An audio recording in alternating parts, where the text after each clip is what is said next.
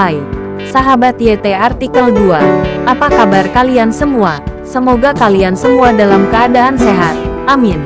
Sebelum melanjutkan ke ceritanya, jangan lupa tinggalkan like, komen, dan subscribe. Karena dengan like dan komentar kalian, yang semakin membuat admin semangat mengupload lanjutan ceritanya.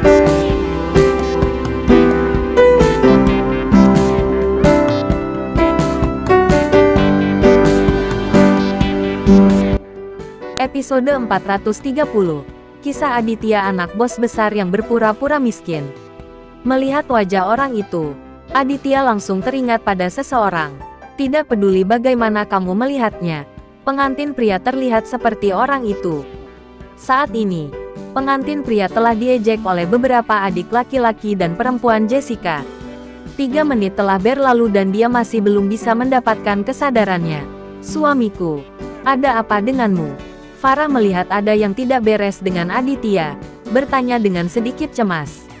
Tidak ada, Aditya tersenyum sedikit pada Farah, tapi dia tidak mengalihkan pandangannya dari pengantin pria. Kenapa? Suami Jessica sangat mirip dengan Ahmad. Aditya berpikir dalam hati, rasanya luar biasa. Poin kuncinya adalah pengantin pria sangat mirip dengan Ahmad, baik dari segi fitur wajah maupun bentuk tubuhnya.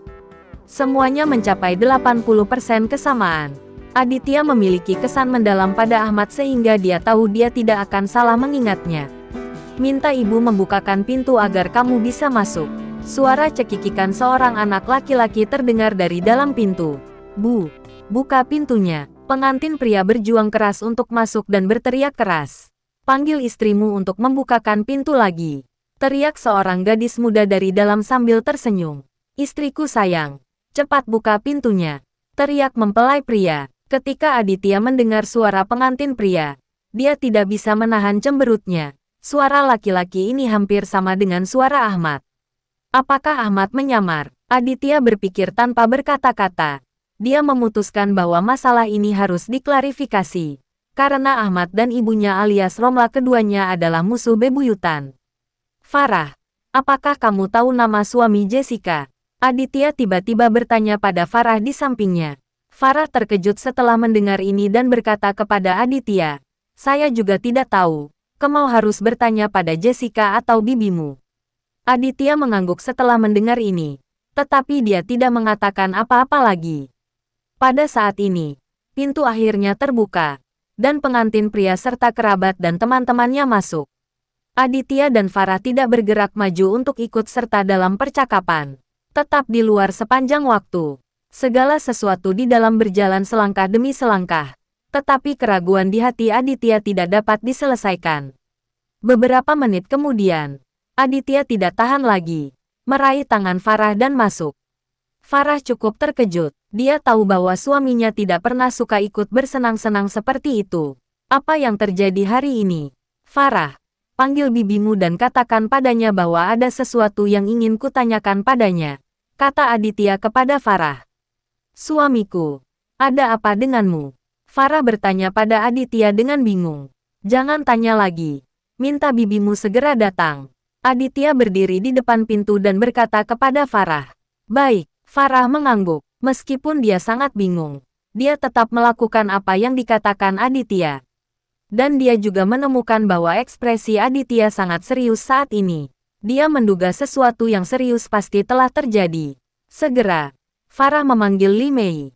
Keponakanku, apa yang kamu inginkan dariku? Sikap Li Mei terhadap Aditya sangat berbeda dari sebelumnya. Dan sikapnya juga sangat antusias. Siapa nama menantumu? Aditya tidak punya waktu untuk bertele-tele dan bertanya langsung pada Li Mei. Li Mei tertegun sejenak oleh pertanyaan itu. Dia tidak tahu mengapa Aditya menanyakan hal ini. Dan dia menemukan bahwa Aditya sangat serius saat ini, yang membuatnya semakin bingung. Namanya Ahmed. Ada apa dengan keponakan dan menantuku? Li Mei bertanya pada Aditya dengan ekspresi bingung di wajahnya. Ahmed. Ketika Aditya mendengar nama ini, hatinya tiba-tiba bergetar.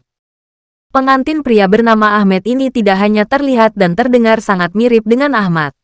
Bahkan namanya hanya berbeda satu huruf. Jika ini kebetulan, pada dasarnya tidak mungkin. Saya tidak bisa melakukannya dengan baik. Itu Ahmed dan Ahmad. Mereka bersaudara. Dengan kata lain, pria yang dinikahi Jessica adalah putra Romla, bos dari kelompok pembunuh api merah. Ini terlalu menakutkan. Bagaimanapun, Jessica juga saudara ipar Aditya dan sepupu Farah. Aditya tidak bisa begitu saja melihat Jessica jatuh ke dalam lubang api. Jika seorang gadis menikah dengan orang yang salah, hidupnya akan hancur. Di mana orang tua Ahmed? Apakah mereka ada di sini? Petik 2. Aditya bertanya pada Li Mei. Ketika Li Mei mendengar Aditya menanyakan hal ini, dia juga menjadi sedikit tertekan. Hei, aku juga merasa bingung. Ahmed bilang dia hanya punya satu ibu, dan ayahnya sudah lama meninggal, tapi ibunya tidak pernah menunjukkan wajahnya. Tidak apa-apa jika dia tidak muncul. Hari ini sungguh luar biasa acara besar bagi putranya untuk menikah. Tidak ada seorang pun yang terlihat. Li Mei mengeluh dengan sedikit ketidakpuasan. Setelah mendengar ini, Aditya mendengus dalam hatinya. Akan lebih baik jika dia tidak muncul. Jika ibu Ahmed benar-benar Romla, bagaimana dia bisa muncul begitu mudah? Bibi, pernikahannya tidak bisa dilanjutkan, dan Jessica tidak bisa menikahi Ahmed ini. Aditya tiba-tiba berkata kepada Li Mei dengan suara yang dalam. Setelah mendengar ini, Li Mei dan Farah tercengang dengan kata-kata Aditya. Pernikahan sedang dilangsungkan, tapi tidak akan terlaksana jika tidak terjadi. Bagaimana ini bisa menjadi kenyataan? Aditya, kamu, omong kosong apa yang kamu bicarakan? Li Mei memandang Aditya dengan heran, bingung. Suamiku, apa yang kamu bicarakan? Kenapa aku tidak mengerti? Farah juga bingung dan bertanya pada Aditya. Jika tebakanku benar, Ahmed bernama Ahmad adalah pria yang sangat berbahaya, dan ibunya bahkan lebih berbahaya. Aditya berkata dengan serius, Hei, keponakan, Bibi baru saja menunduk ke arahmu. Mengapa kamu berbicara begitu gila? Mengapa Ahmed dalam bahaya? Katakan padaku, kata Li Mei kepada Aditya tanpa basa-basi. Saat Aditya hendak berbicara, dia melihat Ahmed telah menjemput Jessica, siap masuk ke mobil dan membawanya pulang. Kamu akan mengerti sebentar lagi. Hanya saja, jangan hentikan aku melakukan apa yang aku lakukan selanjutnya.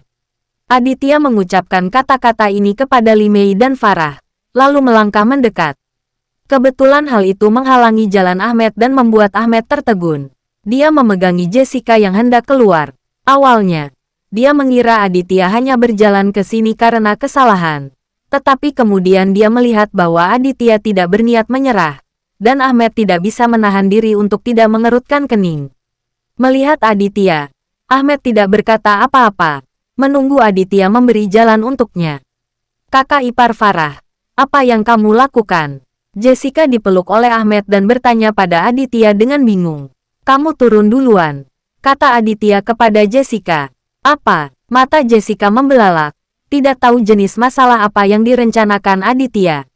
Kamu tidak bisa menikah dengannya jika kamu turun, tambah Aditya. Hah, Jessica benar-benar bingung.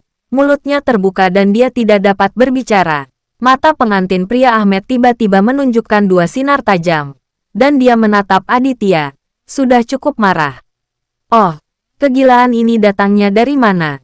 Iya, kenapa dia sampai keluar menimbulkan masalah di hari bahagia seseorang? Haha, kalau tidak menikah dengannya, apakah dia harus menikah denganmu? Sekelompok tamu menuduh Aditya. Orang-orang ini semua adalah kerabat keluarga Jessica. Yang mengejutkan adalah tidak satu pun dari mereka yang menemani Ahmed menyambut para pendatang baru itu mengucapkan sepatah kata pun. Bersambung.